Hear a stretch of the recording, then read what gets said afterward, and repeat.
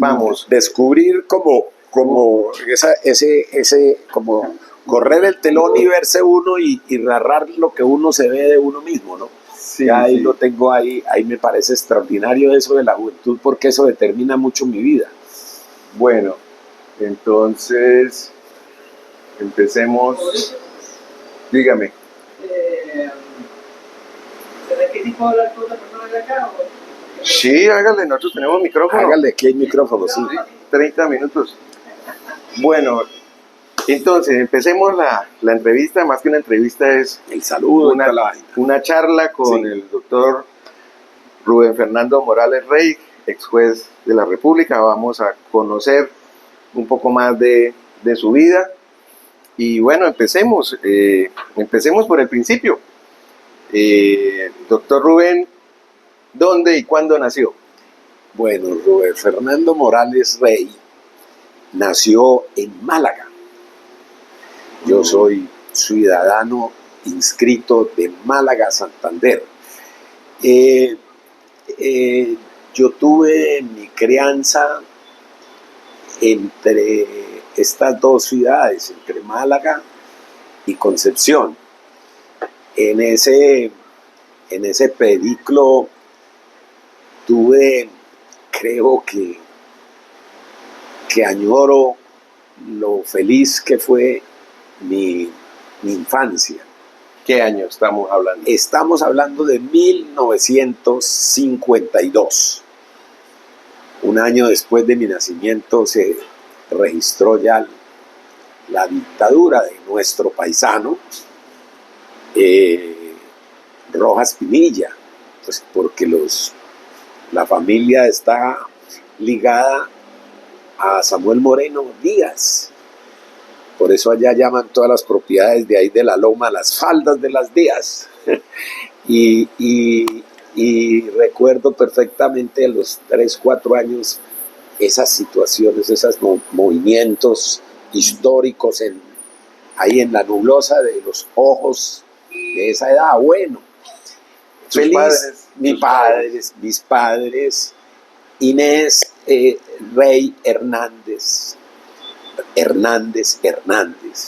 hija de Marcos Rey Hernández, alcalde de Málaga y de Concepción, naturales de Enciso.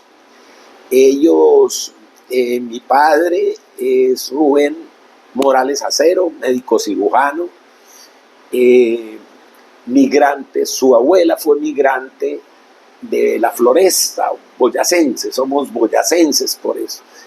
Se radicaron en Concepción con todo su coloniaje, su forma de colonizar el municipio, y trajeron con sí a los Martínez.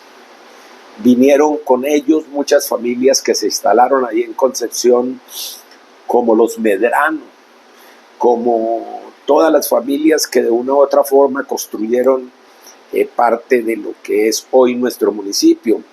Mi abuela, mi padre estudió la medicina francesa, que era la que se dictaba en Colombia, de la Universidad Nacional y Universidad del Rosario. Terminado medicina, anecdóticamente le dijo mi padre a doña Natividad, que era la abuela, que era la que mandaba. Mi abuelo era curiosamente un arriero, enamorado de la matrona, que era mi abuela. Mi abuela era la matrona, mi abuelo era... ¿Cómo se llamaba su abuela? Jefe de estéreo, doña Natividad. Doña Natividad. ¿Y su abuelo? Y mi abuelo, don Aníbal. ¿Por qué don ellos? ¿Por qué los nombran de eso? Porque era un respeto inmaculado de mi padre sobre sus dos viejos, ¿no? Dos filosofías distintas. Entonces le dice mi padre a mi abuela,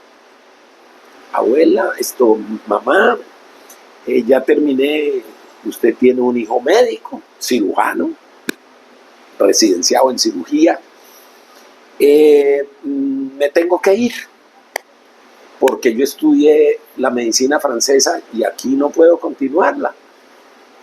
Y mi abuela, ponderada, le dijo, bueno, Rubén, si usted se va, pues usted es hijo único mío y para mí es mucho dolor. Entonces, dígame, ¿qué necesita usted aquí para que se quede? Digo, mamá, pero es que yo cómo me voy a quedar en este pueblo si yo no tengo un hospital, yo no tengo una sala de cirugía, no tengo camas, no tengo nada. Digo, Rubén, usted es lo único que yo tengo en la vida y tengo unas propiedades que le tocan a usted.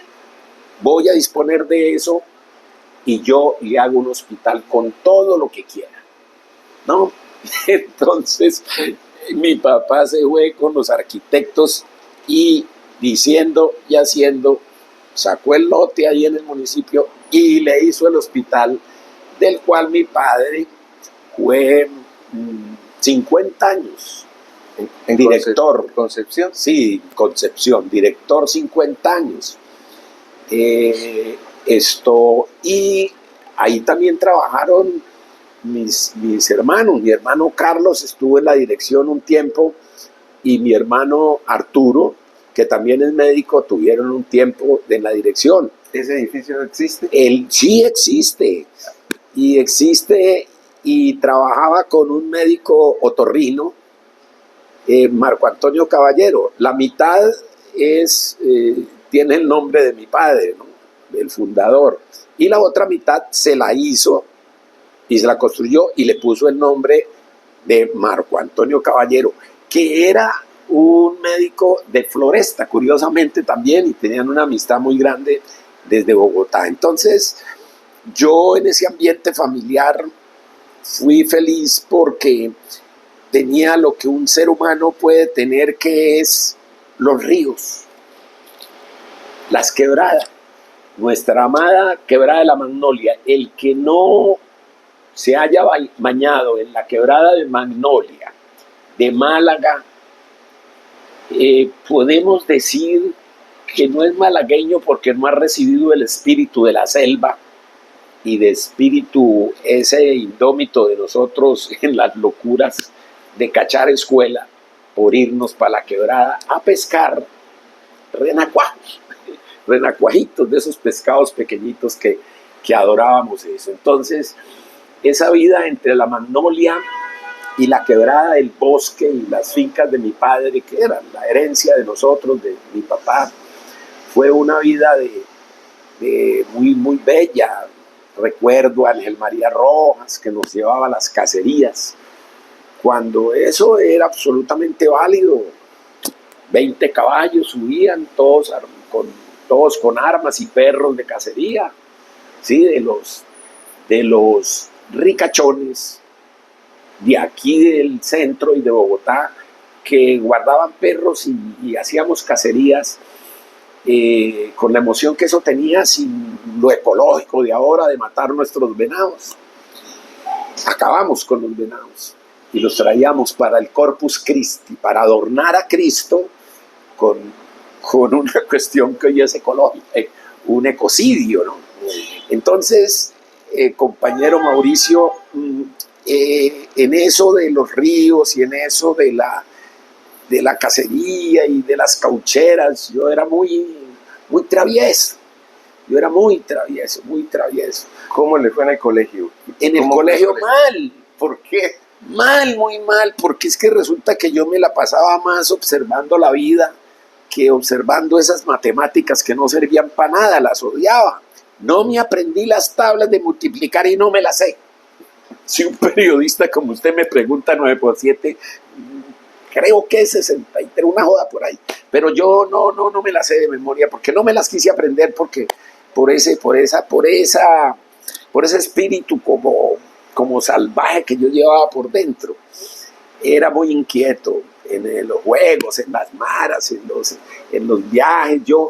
Yo prefería, cuando llegaba del colegio, en lugar, y ahí tengo la experiencia más hermosa de mi vida, es que yo no me iba, no salía de viaje por allá, sino que cogía mis caballos y cogía, o cuando íbamos, y me iba para la selva. Recuerdo las selvas de Doña Pacha, que todos mis paisanos conocían, que eran unas fincas que quedaban en la selva, y allá estaba Domingo el cazador.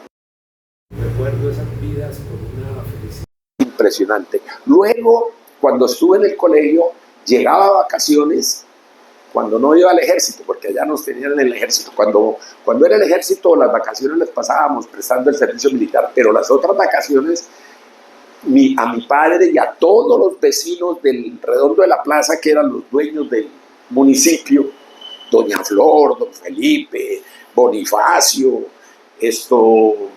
los Palencias, eran fundadores y les daban tierras para colonizar en Cúbara, ¿sí?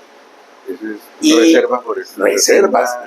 Y figúrese, mi hermano, que mi padre no podía ir, pues tenía que atender el hospital, y me mandaba a mí a la colonizar. Y adivine con quién me encontré en esas colonias en Cúbara, con los Uwa, con mis hermanos.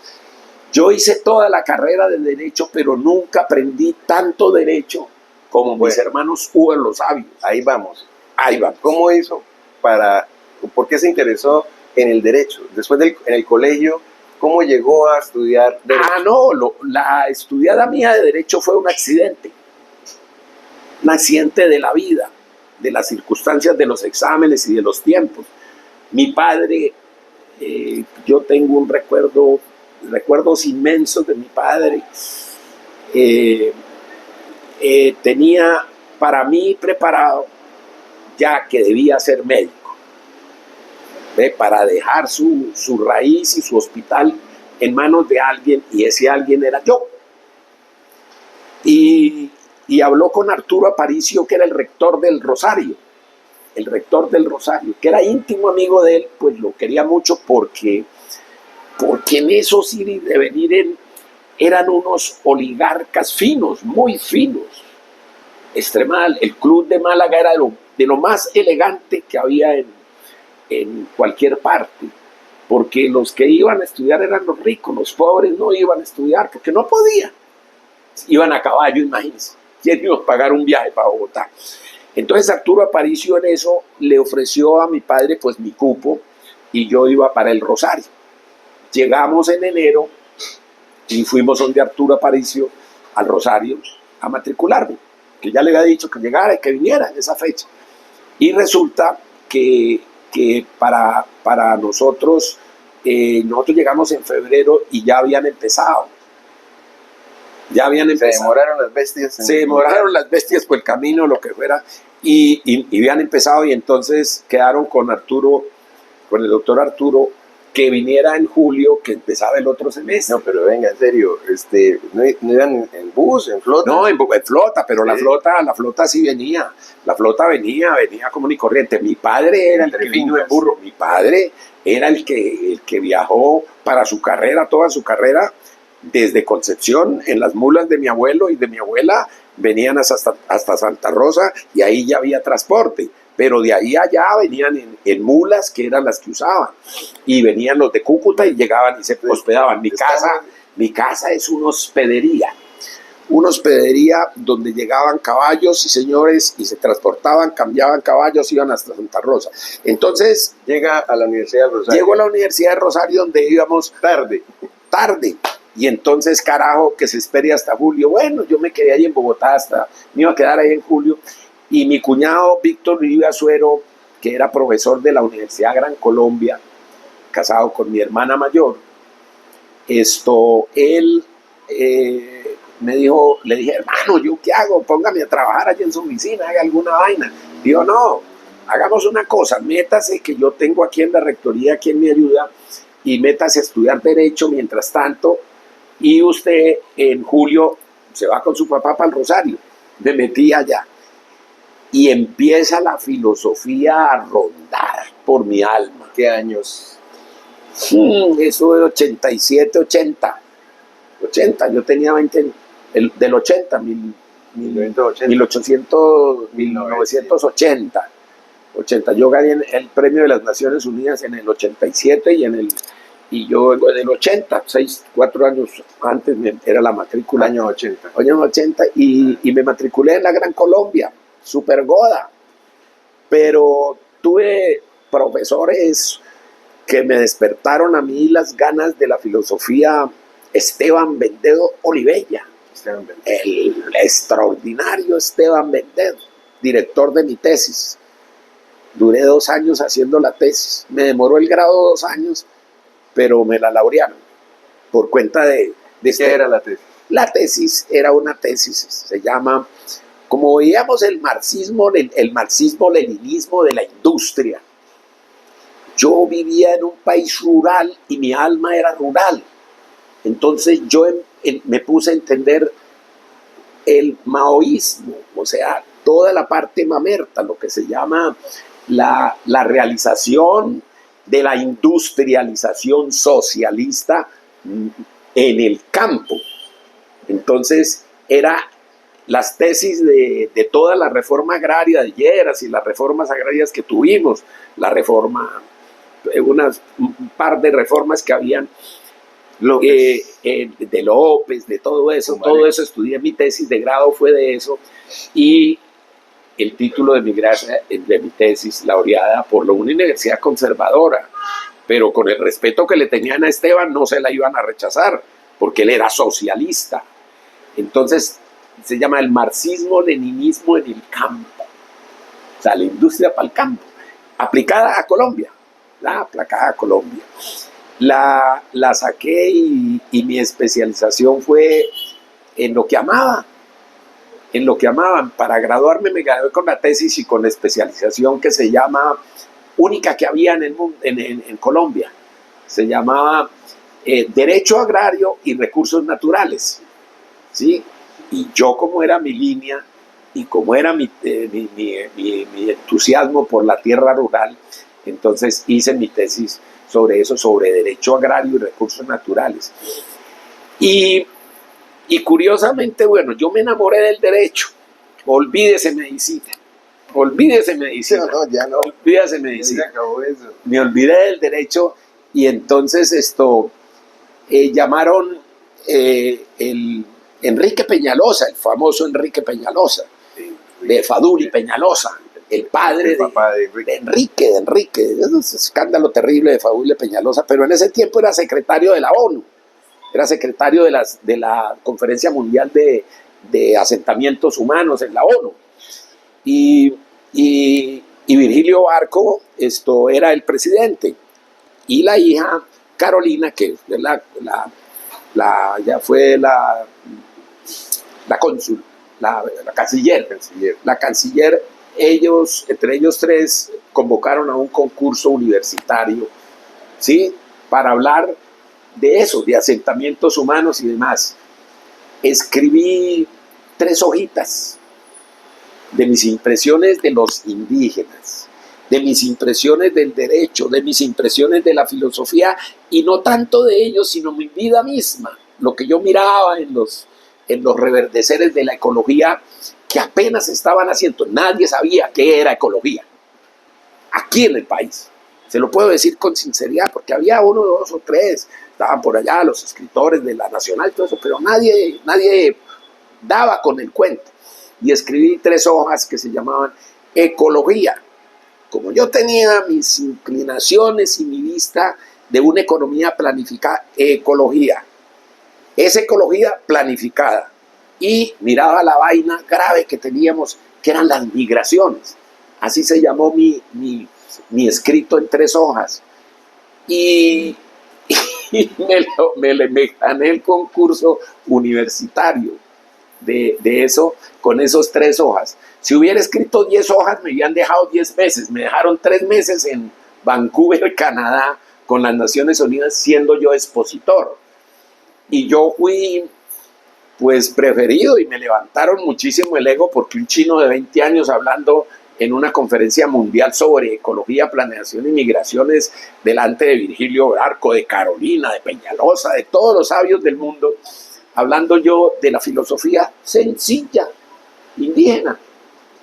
Y me los eché al bolsillo y paseé con ellos 3 meses. Tuve oportunidad de bajar. Ya era abogado. Estaba estudiante de Derecho. Yo no era abogado, no había salido abogado. Yo ahí la saqué del estadio con eso, pero no sino por lo sencillo que dije. Les conmovió tanto lo que dije desde la sencillez de mis palabras que me dejaron como ganador en Colombia del concurso mundial de Naciones Unidas para eso, para los asentamientos humanos. Eso se realizó en Vancouver, Canadá. Me gané ese concurso internacional y con mi misma filosofía, salvaje, indígena, original, de la vida, de mis quebradas, de mis ríos, de mis lagunas, de mis nieves, de mi tierra del Cocuy, de todas esas cosas. Eso era mi emoción.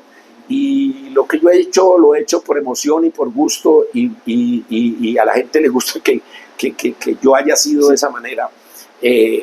Exploto mi mente y mi espíritu para si uno puede contextualizar esa época, pues ya había pasado la crisis del petróleo, aquella primera que se dio en los años 70, empezaba a hablarse del problema ambiental de los asentamientos humanos, de la planificación de las ciudades, de la planificación del mundo, de la planificación de los recursos, de cómo el mundo se decía, ya se alcanzó a visorar que íbamos hacia un cataclismo. Si abusábamos del petróleo, un cataclismo. Y fíjense que se coordina todo porque los defensores de los derechos y del petróleo eran los UAS. Y yo aprendí filosofía y economía. Aprendí economía nacional con ellos, con los salvajes que les dicen, que salvajes quién sabe quién sea. Eran mis sabios, Berito Salvador Covarría, todos los de las... ¿Cómo se dio esa relación? Con eso, con la invasión que hacíamos nosotros, porque a nosotros nos pagaban por tumbar monte, por matar animales y por conquistar las tierras de los UAS. Y allá me encuentro un día con un indígena. Fui en junio y dejé todo arreglado y cercado.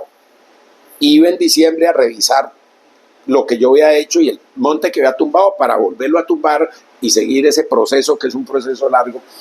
Y me encuentro que las yucas y los plátanos que había sembrado, nosotros íbamos armados. Yo iba como con 4 o 5 muchachos que llevaban armas, pero no era para matar gente, pero también como para intimidar, y era para tumbar monte y para cuidarnos y para todo. Eran 14 obreros a tumbar monte eran 5 o 6 semanas que durábamos allá. Y entonces me encuentro con un indígena, un uva, sapurretico, rechonchito así, los ojitos estirados. Y le digo, oiga, señor, estas plátanos son míos y las cercas son mías y las yucas son mías, ¿cómo se las va a robar? Me dijo, no, señor, yo no me estoy robando nada. Los plátanos y las yucas son de mi mamá. Le dije, ¿cuál su mamá? ¿Qué? ¿Cuál mamá? Usted no, que la mamá suya no ve que mi papá fue el que me mandó a que sembrara eso y yo pagué a los obreros y toda esta cosa. Digo, no, mi mamá, madre naturaleza, la madre naturaleza me da los plátanos y yo los cojo donde sea porque son míos, son de mi mamá. Ah, ya. Tremenda clase que me tumbó toda la concepción de propiedad privada romana que me habían embutido durante 10 semestres en una sola experiencia. No, esto no es mío. Esto no es propiedad privada, esto es propiedad colectiva. ¿Y usted cómo empezó, digamos, la lucha indigenista? Allá ellos empezaron, después de que esa experiencia, luego yo ya vine y me gradué y toda la cosa, y yo los tenía en el alma, los puse en mis trabajos de grado, en mis experiencias por allá en las Naciones Unidas con ellos y todo. Entonces empezamos la defensa porque vinieron los ataques de las petroleras, la Occidental de Petróleos. Curiosamente, la Occidental de Petróleos todavía es beneficiaria nuestra aquí en Ecopetrol, todavía tiene pozos, porque se los ganó a la fuerza a los territorios de los uvas invadió, los territorios de Cubaram. Y esa fue una lucha impresionante. ¿Usted ya era abogado cuando empezó esa? Sí, claro, yo era el defensor de ellos. Sí. Yo ya... Y, sí, no sé si, y cuánto, y cómo llegó a ser juez. Eso fue mucho lo de juez, alcanzamos para contarle la anécdota por qué soy juez. Mire, no importa. Fue lo siguiente. Hubo un concurso para jueces. Sí, yo ya había salido de juez. Y yo mandé mis hojas de vida. Y mandé todo, me inscribí. Y un día yo ya estaba casado, llegó mi esposa Esmeralda y me dijo en el almuerzo, ella nunca iba a almorzar. Ella almorzaba por allá en la fiscalía. Y me dijo, oiga Rubén, hoy fue Imelda que se vistió, se puso un traje nuevo muy elegante. Y le dije, ¿para qué? Y Imelda siempre se ponía la falda verde esa que tenía, riéndonos. Y me dijo, no, que se fue para el examen de los jueces. Uy, juepucha, llamé yo. Falto yo. Llamé yo y le pregunto a mi compañero Capriotti, al Chacón Capriotti, todavía ya salió jubilado del consejo. Oiga, compadre Chacón, dice que hay exámenes, dice que están llamando a entrevistas para esto. Dijo, sí, Rubén, claro, llevamos 8 días entrevistando gente. Mire la lista. Y miró la lista. Le toca a las 2 de la tarde. Sí, nota el destino para dónde me llevaba. Si la señora no se pone de pinta, si mi esposa no va a almorzar, si yo no pregunto por qué, y si yo no llamo a Chacón que hubiera tenido el teléfono, pues yo no sería juez, porque no. Ya ha pasado el examen y ya queda por fuera. Bueno. Pasé en el examen y quedé clasificado, por supuesto, y soy juez de la República por una circunstancia. No fui médico y fui abogado por una circunstancia de la vida de mi padre. Y fui juez de la República por esa preciosa circunstancia que Dios me tenía dado por eso. Y se encontró los indígenas de Pura también. Y los indígenas me lo encuentro de esa... tumbándole la yuca. Dios me estaba mandando mis mensajes. Usted tiene que hacer esto. Y para ser ahorita político y estarme metido en político que yo no quería. No quise. Fui político en un tiempo que ayudé a unos amigos en la política por cuenta ahí de Málaga, que fui concejal. Y fui candidato a la diputación. Pero para ser ahora político es que resulta que me llegó a las últimas de mi vida un caso. Sí. En medio de las elecciones. Ahora. Sí. Listo. Vamos a eso me ha dicho, vamos a darlo aquí, vamos a parar aquí en estos momentos, porque necesitamos más tiempo para sí, el caso de Rodolfo Hernández. Vamos en la mitad y entonces en la próxima entrevista hablamos de Rodolfo y hablamos del resto del 50% o más de que nos falta de mi vida de Rubén. Vamos a parar ahí y seguimos en la próxima entrega. Gracias.